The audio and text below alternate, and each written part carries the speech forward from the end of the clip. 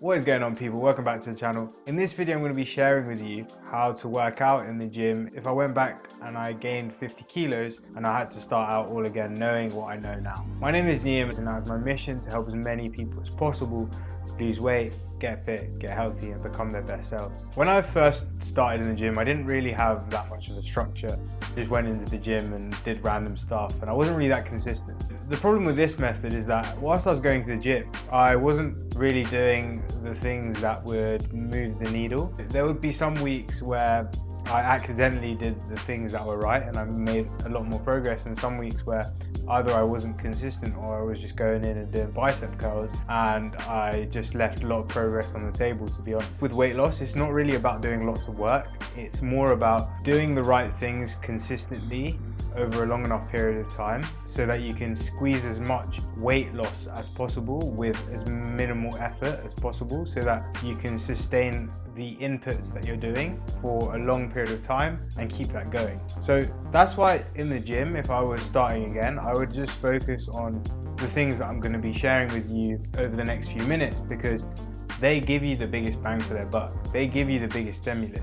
When you're trying to lose weight, when you're going to the gym, when you're lifting weights, the aim of going to the gym is just about giving your muscles the stimulus and giving your body the stimulus to retain the muscle that you have. Because if you do that, then it's going to preserve the muscle, or maybe even build a little bit of muscle, and you're going to prioritize burning fat. And that's what we're trying to do. If you can just pick and choose the exercises that's going to give that biggest stimulus, then you're going to preserve as much muscle as possible, keep that metabolism firing, and burn as much fat as possible with as minimal effort as possible. This is the program that I would do if I was just starting out in the gym now and I wanted to lose 50 kilos. What I would do is a full body split about 2 to 3 times a week.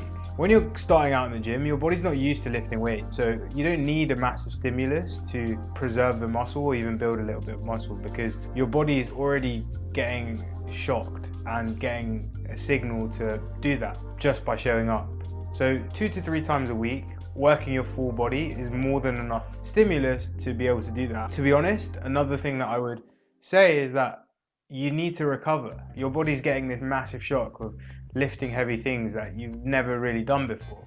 The muscle growth happens when you sleep, when you eat, when you recover. If you're not giving yourself the time to do that, you're just gonna waste away and eventually burn out.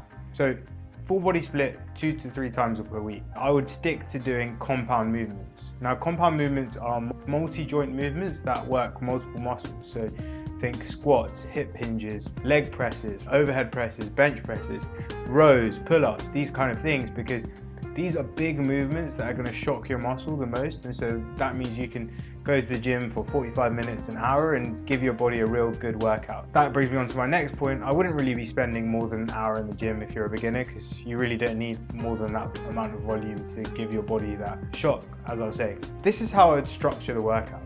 So I would give myself one squat movement, so it could be a Bulgarian, it could be a split squat, a Bulgarian split squat, a squat, something to work your legs, one hip hinge to focus on the posterior chain, so it could be a Romanian deadlift, a normal deadlift, a stiff leg deadlift, or even a rack lift. One of those kind of things will work your back, work your glutes, work your hamstrings. One row, the row will work your full back, so it could be a dumbbell row, a barbell row, a T-bar row. One press, and that's a chest focused one, so that could be an incline dumbbell press, a flat dumbbell press, or using a barbell. Finally, I'll do a shoulder press, so that would be an overhead press with a dumbbell, barbell, or even a Smith machine. If you're doing those 5 movements consistently, you'll be able to get really good at performing those movements or variations of the movement and contracting the muscles that you want to. So contracting your chest when you're doing bench presses and contracting your hamstrings when you're doing Romanian deadlifts are really good examples of that. Once you start doing that for weeks and months and even years, you'll